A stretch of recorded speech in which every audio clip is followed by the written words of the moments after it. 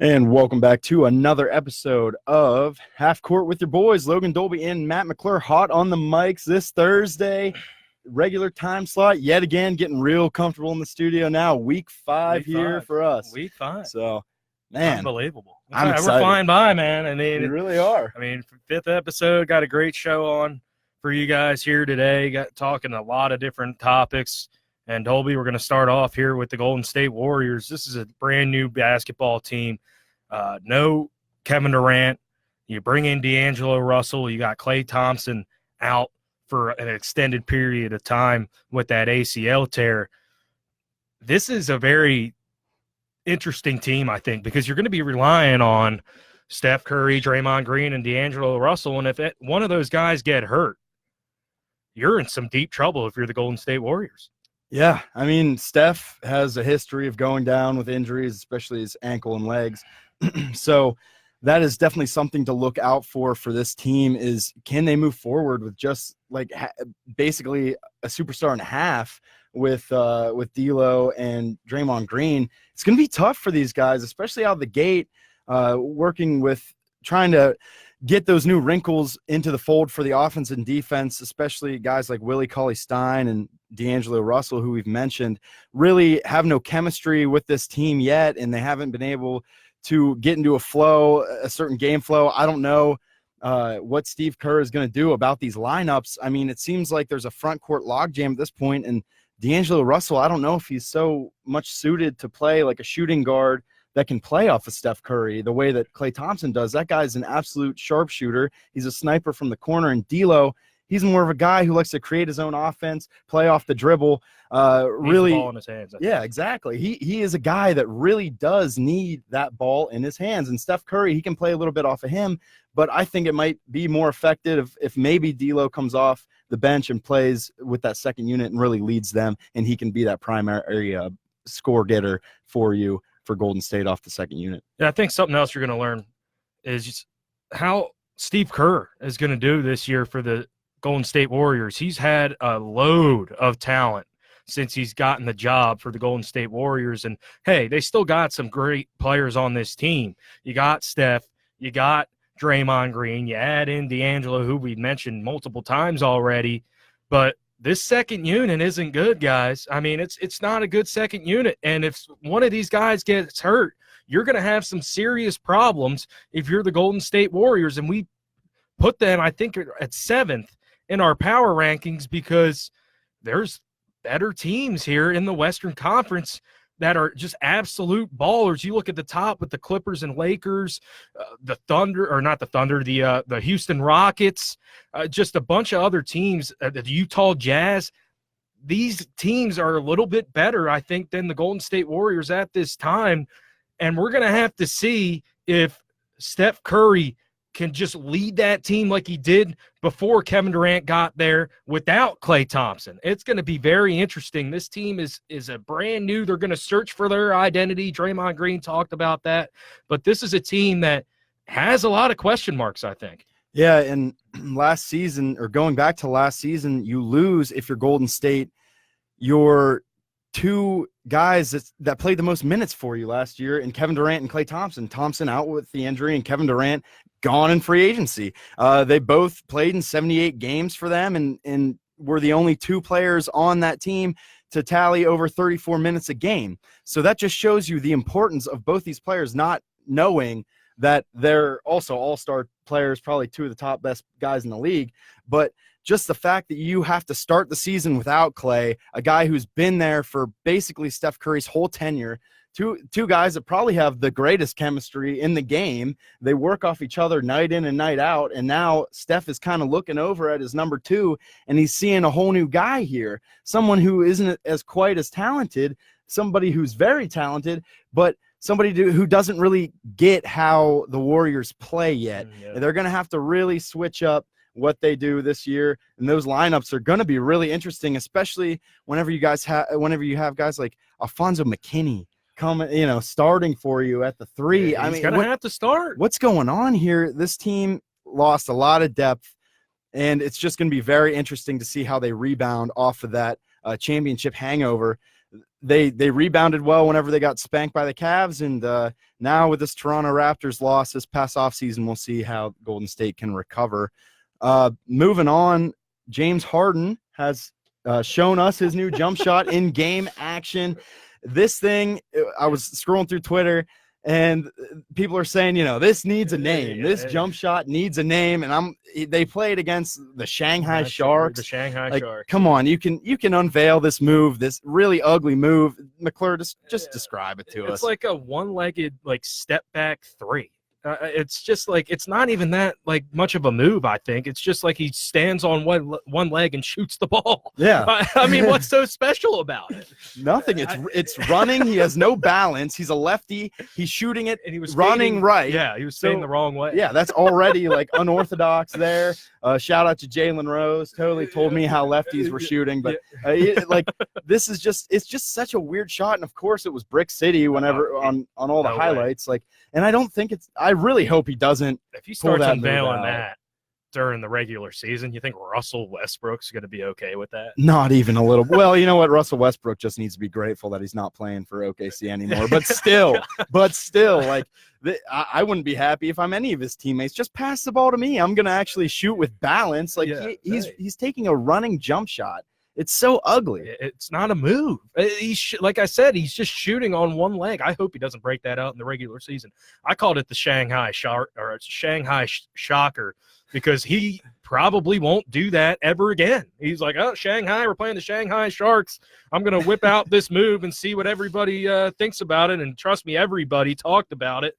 It's not a good-looking shot. It's that simple. Now, I got the Flamingo Drip here for that name. It's just – flamingos look cool. The shot looks kind of cool. I understand he's trying to revolutionize the game the way that Steph did with the way that he can shoot 3-pointers, and he's kind of trying to put his own stamp on this season in the NBA. But the flamingo drip, man, you like looking at flamingos. It's okay. They're cool, but they're cool whenever you read about them. But have you ever been up close to a flamingo in the zoo? Have you ever – dude, they stink. They smell really bad. They're actually one of the most foul-smelling animals in the zoo. I hate walking past the flamingo pit. Kind of like that shot. Exactly. It might look cool, but in all reality, it stinks. Please, James Harden, don't do that. I like the regular step back. Yeah, the regular step back's okay. Oh yeah, it's pretty cool, and it gets buckets. Yeah. All right. We have the Shaq and Dame Dollar beef. Wow. These dudes are beefing. They've got diss tracks. We need more of this stuff, man. Oh yeah, come on! I love that Shaq is playing the game too. Shaq, as long as Shaq can remain relevant, which I'm sure he will always remain relevant, just because he's Shaquille O'Neal. But the fact that he's interacting with current players in this way, I absolutely love it. Oh yeah, it's great. I mean, I was kind of caught off guard when I saw it, but then it's it's Shaq. He's got the biggest personality ever. I mean, he's the man. So I'm really not surprised by this at all. And he had some bars, Dolby. I mean, what he rapped over the "What's the Difference" beat with Eminem and Dr. Dre, it was pretty good, man. I was really impressed. I'm more of an old school type of guy, 90s rap. That's what I like to listen to. And he rapped over that, which is early 2000s, but it was gas, man. It was awesome. Dude, that beat was fantastic. I mean, just some of the lyrics that he drops, MVP candidate, you are not one. Platinum plaques on my wall, go and get you some. And then he said, take you time to respond. There's no hurry. You'll never be Westbrook, never be Curry. Woo! Oh my gosh. Shaq is cooking in the kitchen over here. This big man, big fella, he's got some bars here. Yeah, he's cooking up the spaghetti and meatballs with that beat. I mean, with that rhyme right there. That's man. Barbecue chicken. Yeah, that's barbecue chicken right there. But the thing is, people forget, Shaq's a platinum artist. His first album that came out was certified platinum, and then he followed it up with gold. So, I mean, the dude has experience in the rap game, and it's pretty good. Yeah, I just discovered it literally this week. I heard the rap battle, and I was like, oh, I wonder if Shaq has other music, and he did, and I'm like, dang, man, this is pretty good stuff. But Damian Lillard, I mean, he came back pretty hard with his. It's just, in my opinion, just because I'm a little bit more old school with the rap game and the 90s rap, I'm a big fan of that, and I like Shaq's better. But I'll tell you what, Damian Lillard did have some nice bars. Yeah, I mean, he really came at Shaq, and what Shaq did, he almost other than a few diss verses, towards Dame, it was more like he was defending himself, about the chips and everything that he's brought to the table. Dame accused Shaq of being carried by Kobe, and so have a lot of people, and I really feel like it was the opposite way there. Shaq was the more dominant player during that era. But, I mean, Dame, he came with some heat too. I mean, you big man hating, mad at my existence, had a song with Bad Boy. Well, I'm Jordan to the Pistons, as we all know. The Pistons were the bad boys. Yes, Dame comparing himself to Michael Jordan. You got to love to see, the swagger from Damian Lillard there. It's all about the confidence. Yeah, man. Sometimes it's all about that confidence, and Dame clearly is not short of any confidence coming at one of the GOATs of the game right there in Shaquille O'Neal. Yeah, I like this one too from Dame Dollar. I got no remorse. I beat him like Rocky. I filled the tank up with diesel. I mean, geez. I mean, Diesel Shaq's, Shaq's nickname for a while. And he also threw one in there with like the space, because he was like Spaceman or the Space Jam movie, and like Shaq was in Blue Chips. He was the star of that movie, but like Space Jam is the ultimate basketball NBA movie, really. And Michael Jordan was in that, and Shaq was in Blue Chips, which is a pretty solid movie still, but it ain't Space Jam. So Dame Dollar came at him with that. It was pretty cool seeing these guys go back and forth. This one too here from Shaq. Talking like you Bron, you ain't even Trevor Ariza. Call me when you have a back-to-back-to-back. Why would I want to be a rapper? Rappers want to be Shaq. It's so true. For me, I think Dame's was actually better because it was well produced. I think the actual flow of it was pretty appeasing to my ears. Like I actually enjoyed listening to the song. Shaq's was more funny, and I enjoyed it because it was Shaq. It's Shaq. But his quality was absolute crap. I mean, it looked like he was he recorded his rap like with his iPhone. Yeah, exactly. Like, come on, dude, you have to get to a studio somewhere. I know you got connections, big fella. Let's go, big Aristotle. Come on, man. Come on. If you're gonna come at him right. But I love it from both these guys. This is the interaction that I want. The NBA is such a buddy-buddy league, and even though Shaq's been out of the league for so long, I still love this kind of player-to-player interaction, especially whenever they're two big names. Oh, yeah. And you said, Dame not lacking confidence. I mean, I think we all saw that when he pulled up on Paul George from about 40 feet. Yeah, that was absolutely a clutch moment. If I hit a shot like that ever in my life, even in like a game that we're playing, like at rec or whatever, dude, I might come out with a diss track. I don't know. I think you might have to with that. If you make a shot like that, hey, I'd listen to it. Like a jab diss track, you think? I think that'd go that'd be pretty good. All right. Giannis Antetokounmpo, free agency news. He's not a free agent until 2021, but still people have been talking about it all over the place. I'm kind of sick of it because everybody's looking forward. We haven't even played a game of real basketball this year, and everybody wants to know where Giannis is going in the future. Well, guess what? Right now, Giannis is still on the Bucks. He's going to be on the Bucks. They're trying to build something there. They had the best record in the league last year. They have a great coach in Budenholzer. I like this Bucks team a lot. I think they might take a step back this year. Giannis, though, says that he feels as though it's disrespectful to his teammates and to his team in general to be talking about this. Yeah, it is. And you said it. I mean, this is a Milwaukee Bucks team that won over 60 games last year, and we're in the Eastern Conference Finals and just got beat by Kawhi. They were right there to make the NBA Finals. He doesn't need to be dealing with people talking about free agency when he's not even a free agent until the summer. I mean, come on, 2021. Right?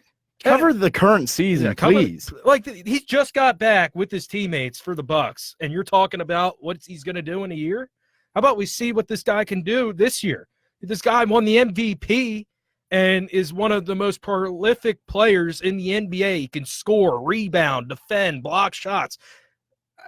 This guy's big time, and I think he's going to have a great year this year with the Milwaukee Bucks, and they're going to be right in position to get to the NBA Finals like they were last year. They're right there with the Philadelphia 76ers and some of these other teams in the East. They're probably one or two. I mean, what are we talking about here? Yeah, I don't get it at all. I hate it. I hate that they're talking about this right now, that this is the news, but this is the reason why is because there's nothing going on the court right now. So everybody has to focus on, everybody wants to write that next like above the curve article They all want to get that interview that's going to break a lot of news. I love that Giannis is just refusing to answer questions about this because he doesn't have to. And like he said, it's disrespectful to his teammates. This team is a very good basketball team. You don't need to be throwing stuff out there like, oh, yeah, I'm looking at this team, I'm looking at that team. And I like how he's maintaining leverage for the Milwaukee Bucks. So many times you see now players that are looking to move in free agency announce it right away. Anthony Davis with Paul George. These guys took away so much leverage from the teams that they were currently on. It really does a disservice to the fan base. It really does a disservice to the guys that they're playing with. And right now, Giannis is looking like a very good team player for the Milwaukee Bucks. Oh, yeah. I mean, you said it right there. You saw it with Anthony Davis and the New Orleans Pelicans. And I think I read somewhere that he might not even be set on the LA Lakers after this year. So, I mean, like that's what I saw. Exactly. Like, what are we talking about? Let's play this year. It's just guys doing, what they want. Yeah, exactly. It's a star-driven league, not really a team-driven league. So that's the product that you're going to get on the court. I feel like it makes it interesting, but in cases like these, I'm pretty sick of it. The Knicks, they struck out this free agency. We covered that. Early in an earlier show, not getting any of the big names that they wanted to target this last free agency, but their upper office is claiming that this offseason was a success. What? I don't get it either. You sign, are you kidding? A bunch of small deals and little contracts. What? Are you serious right now with that? This is unbelievable that their higher ups are saying that it was a success when you heard back in the back last year that KD was coming here, Kyrie was coming here, and the best player you bring in free agency is Julius Randle? Really? Really? That makes no sense to me that you can say that with a straight face if you're the New York Knicks. You have been a dumpster fire the last 20 to 25 years. You haven't been good since Patrick Ewing and John Starks, and you're telling your fan base that free agency was a success. Unbelievable. Yeah, it's an absolute joke. I mean, their owner, of course, Dolan, is an absolute joke as well. It seems like he doesn't care about the franchise, and he sure as heck does not care about the fan base. I mean, you bring in Bobby Portis, who has been a player who hasn't exactly found himself yet. He's got a lot of potential. He's big. He can shoot. He can kind of do everything, but he's never really put it all together. Julius Randle, who I really think they got Julius Randle to make up for not getting Zion. Exactly. Because like Julius Randle is basically like what everybody figures Zion is going to be, except like Randle's a little bit less gifted. He doesn't have the hops. Mm-hmm. He doesn't have the athleticism where Zion has that, but they have similar game. So Julius Randle there to kind of put a little Band-Aid over the loss of the first overall pick. RJ Barrett would really be the most successful thing that they got, and that's just because the ping pong balls were relatively kind to them and gave them a top 3 pick. Yep. So, of course, they went with Barrett there. I think they're going to have to build around him. I understand this is a long process. I'm a 76ers fan, okay? Like nobody understands that like we do. But the fact of the matter is you're a New York franchise that has been preaching that you're going to be a contender, and now all of a sudden you go out in this big free agency market that had so many star players entering this the free agency pool, and you don't come out with any of them. It's such a big floundering by them that they couldn't position themselves to make a halfway decent pitch to any of these marquee players, even like a Terry Rozier. Or a Kemba Walker, like those two type of guys, they would have slid in right next to here, maybe put Dennis Smith off into that second unit there. He would fit in really well with them. I'm sure he can run the offense, but is he a starter in this league? Not yet. He's a heck of an athlete. They have such a young team here. The Reggie Bullock deal that they made, he's hurt. Now they're renegotiating. This is just I'm not a big fan of their free agency moves. Marcus Morris says that they're a bunch of dogs. Okay. They're going to be smelling like a bunch of dog, on the court. I'm telling you, this is not going to be not a great looking team. Unbelievable. I mean, this ticks me off because, you're sitting up there saying that with a straight face. And, oh, by the way, KD and Kyrie went to the Brooklyn Nets, your rival in New York. What are you doing? Unbelievable that that their higher ups can say, yeah, you know, NBA free agency for us was a success. Unbelievable. It's an absolute joke. Joke. The New York Knicks. Joke. Gosh, this, like you said, they've been an absolute dumpster fire, and they're burn, baby, burn. It's just going to continue. Maybe they make a splash next year. It's a really thin free agency class. They made their deals. They shipped off their best player and Kristaps last year, and now they're building. They're trying to build a roster here. Once again. Yeah, it's the Nick way, man. Who wants to go to that team? No. I don't know. Taj. They want to light up in the Madison Square Garden. I'll tell you that. They're cool with dropping 50 in the Garden against the Knicks, but they don't want to do it on a consistent basis. Yeah. End of the year,